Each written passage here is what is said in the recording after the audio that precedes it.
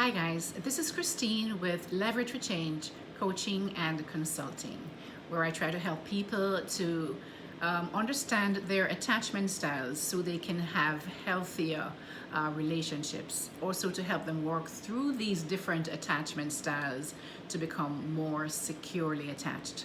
And today I'm going to speak about the traits and how a securely attached individual came to be, right? So I'm going to start with really, what did these caregivers, what did they do? What did they do with this little baby, right? Because usually the attachment styles are formed from birth to about age 2 and sometimes 3 depending. But it can be changed, guys. I mean, it's not hard and fast, but usually these formative years these are the years when a child just simply accepts behavior because their brain, their frontal lobe, is not fully online, so they can decide, no, this isn't right, I'm not accepting that kind of a treatment or behavior, or accept that this is who I am. They don't have that kind of capacity as yet at that early age, so therefore they just accept everything that comes to them in their environment, right? And that is why this is the time when these, in these formative years, when they're just kind of learning and growing and kind of learning about this new world that they've entered, you know, how it is that people should be.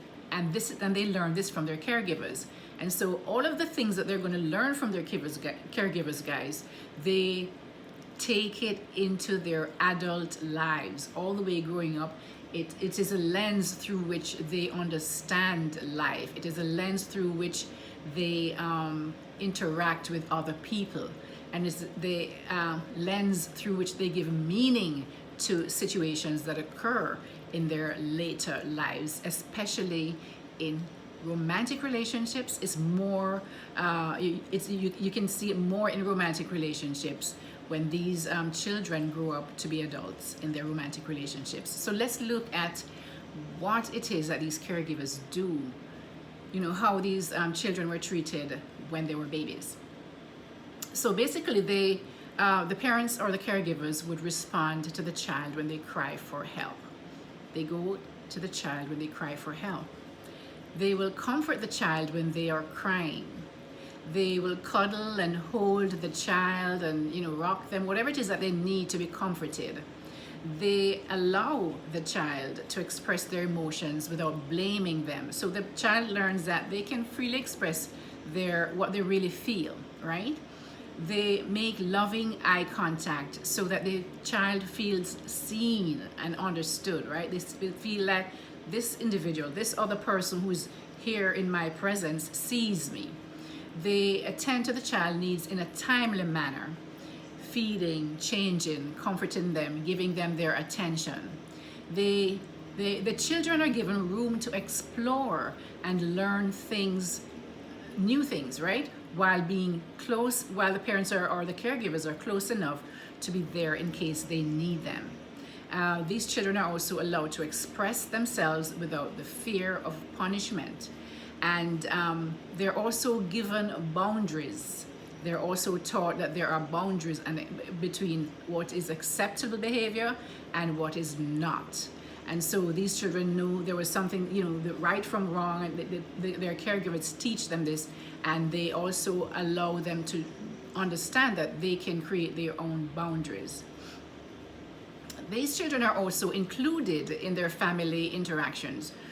And also when friends come over, the children are included. They're part of the process of the whole community or the social environment that their parents interact with. So these children learn early how to interact and be comfortable around strangers and around people that their parents know, right? You know, while being taught, of course, to be careful around strangers. But these are some of the behaviors, guys, that a caregiver will give to a child who grows up to be a secure adult. As a result of that care, that the way that the caregivers, raised this child, the child grows up feeling seen, heard, and understood. They learn to trust others and trust that others will be there for them when they need them. They also feel worthy of having their needs met. They know and feel it's okay to be vulnerable, because remember, the parents allow them to express their emotions and express themselves and what's going on within them. So they learn to be, that it's okay to be vulnerable and express their feelings. And they feel safe to bond with someone because they don't feel that everybody's out to, they trust these caregivers to be there for them. So they feel safe to bond with them. Because the parents allow them to interact with just their family members and friends and take them out, and so that they're not just left in a corner to say, okay. In the era that I grew up, children were seen and not heard, so they're just like you don't interact with the rest of guests or adults that come into the home. You're just in a little place by yourself. The children should be seen and not heard. Now in this caregiver who grows up a child who's going to be secure will include the child in that kind of interaction, so that the child grows up understanding and feeling comfortable around other people, except other than their primary caregivers. They feel comfortable to interact socially. Now, when these children grow up, the securely attached children grow up, what do they look like? What is it that no, first of all, let me talk about the characteristics that's needed to be socially attached in adult relationships. And these are characteristics that is going to be repetitive, but it is also very important, especially for the other attachment styles, to know that these are the things that they need to learn, and to learn, not really, is almost like they have to reprogram their whole attachment style, right? To become more secure. These are the things that they need to be able to do. They need to be able to communicate their needs. Now, this is what the securely attached is good at. They've learned that they can communicate their needs. They had those parents or caregivers who allowed them to do that, so they feel comfortable doing that. They feel worthy of having their needs met and do not block from receiving them. The ability, they also develop, the securely attached adult also has the ability to manage triggers, or just emotional intensity, intense emotions that sometimes comes with getting really close to another person, or maybe it might be a difficult subject that has to be discussed, or a problem that has to be resolved, that requires really just sitting down with another person and talking and being emotionally vulnerable. This is what a securely attached person needs to be. All the other attachment styles, need to be able to do to become more securely attached. The securely attached person also has the ability to communicate their needs. And not only communicate their needs, but also if there is a problem, right? If there's a problem, because anytime there's a problem, something happens with your partner, you start to create a story around that problem. And so the securely attached person has the ability to communicate their stories, those stories that they're having in their thoughts, in their minds, about what might have happened to their partner in a respectful manner, so that they can sit down and talk about it. Because a lot of times, as I say, especially with the anxious and the fearful avoidant attachment styles, a lot of stories are created, like when the partner does something that makes them feel uncomfortable. So they create a story, but they don't communicate that story. And the story is more than likely incorrect. And so that's why they go off on a tangent, and then they will get anxious, or do other types of behavior that's not healthy for relationships. Now, because the securely attached has very low level core wounds, no parent or no caregiver is perfect. So there are going to be times when maybe the child might feel a little, anxious, right? Because the parents might have taken a little longer to come and take care of their needs, So, but their level of core needs, the intensity of it is so low that they don't have these core wounds that the other attachment styles have, such as I feel unloved, I feel unworthy, I feel disrespected, or I'm unworthy, or just, so they feel less than. The securely attached does not feel that way. The securely attached individual, when you become more securely attached, you're able to be consistent with expecting your needs to be met. You expect your needs to be met, especially, and you're able to communicate those needs in a respectful way, right? But you also understand, when you're secure, that this person is also a human being, and they have never, maybe they have a different background that does not value the things that I value, but this thing is important for me to be happy, to feel loved. And so they're able to communicate those needs to their partner. This is a securely attached now. And so because they're able to communicate their needs to their partner, the partner is able to say, okay, try to, if this partner is willing to work at this situation, at this needs, at really helping her partner with the needs, then that person will now understand, the securely attached partner will understand that this partner is a human being, and they'll mess up from time to time. It's not like once you tell them they'll always do it right. And so they have that ability to understand that, give the person a little slack if they mess up, even after they told them once or twice. But if they see that they're actually really trying to do what they asked, then they will give them that slack and understand that nobody's perfect, right? The securely attached has the ability to express boundaries. Remember when they were children, the caregivers show them, you can't go here, you can't go there, what to do, what is acceptable behavior and what is unacceptable behavior. And so they grew up learning that there are going to be boundaries in any kind of relationships. And so they're able to ask for their, communicate their boundaries, what their boundaries are for how they need to be treated and or want to be treated, and also to respect other people's boundaries. All right, so the next thing is that they're able to maintain control over their emotions when they're triggered by something, right? As I said, something, they have a much lower level of emotional intensity and things from when they were growing up, of anything that might have hurt them. They maybe have been left for longer than usual time in their dirty Pampers or whatever it might be, diapers.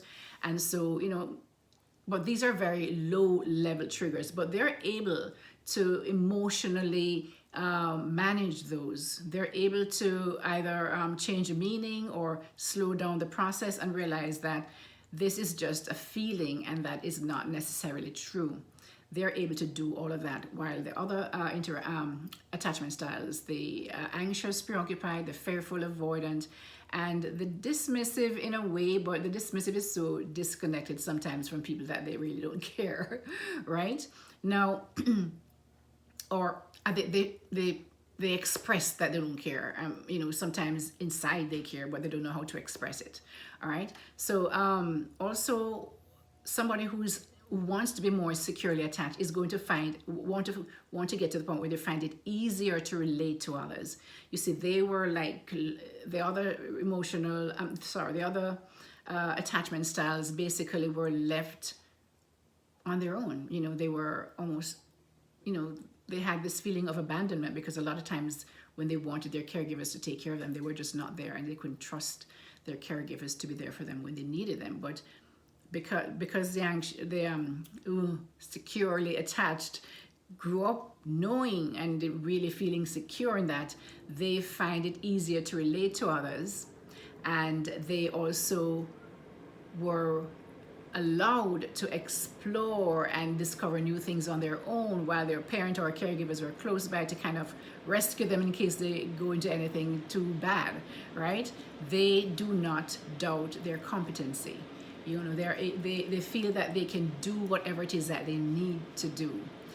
Okay, so what does a securely attached person look like in the dating phase? Well, they're willing to ask for what they need, but they also allow space for that person to work through how they give back to you and give you what you need.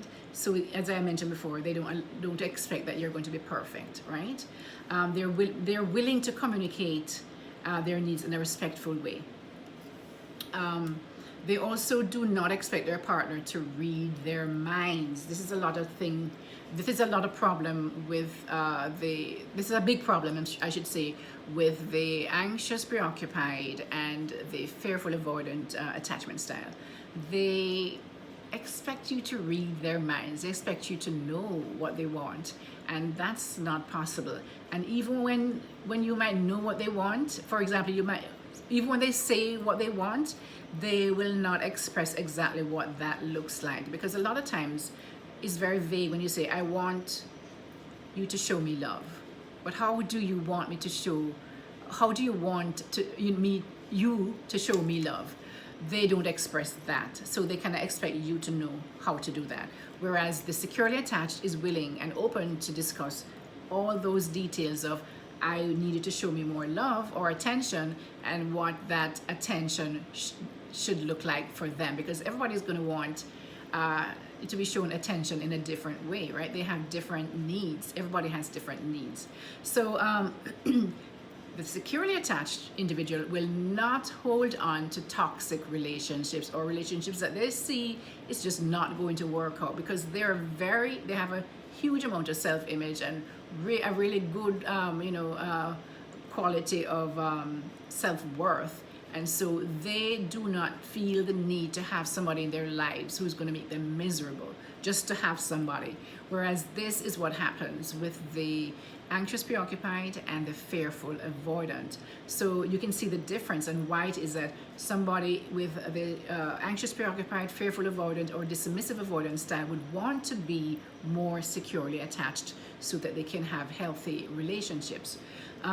They're also willing to be able. They're also able to. The securely attached is also able to empathize, because they don't have a problem being emotionally connected to the person. They are able to discuss emotionally dense subjects and work through them with their partner. Also, they will not use the relationship. The securely attached does not use a relationship to fill some kind of a void within them, whereas that happens a lot with the anxious, preoccupied, and the fearful, avoidant, and also the dismissive, avoidant, but in a different way than the first two. They're also not reactive. They tend to be slower to react, and they will think things through and respond in a more healthy manner. This is the securely attached now. And they also feel safe communicating their boundaries to their partners or to anybody else for that matter. All of these things, guys, can really be used in any kind of relationship, but it is more intense, and it shows up more in intimate relationships, I guess, because of that really closeness of the partners in that emotional, the emotional connection required to have a romantic or intimate relationship. So guys, I hope this has kind of helped you to give you a better understanding of who the securely attached individual is, what it takes to be a securely attached person, and why it is that the other attachment styles, the anxious, preoccupied, and the fearful, avoidant, and fearful and dismissive avoidant attachment styles would want to work towards being more securely attached, because it just is a much easier life and not stressful and always roller coaster kind of ride when you're in a relationship with somebody who's securely attached. And so I hope you learned something from this little video that I put together, guys. And please like, share, and subscribe to my channel so that when I upload something else, also hit that notification bell, because that will kind of notify you when there's a new video that's uploaded. I want to continue this train of thought with the different attachment styles of what, how they show up in different things, different dating and all that kind of stuff, and what created that style. And so I hope you will just subscribe to this channel to support this channel as well. Thank you so much for listening. This is Christine, your relationship and mindset master doctor, and your leverage for change. See you next time.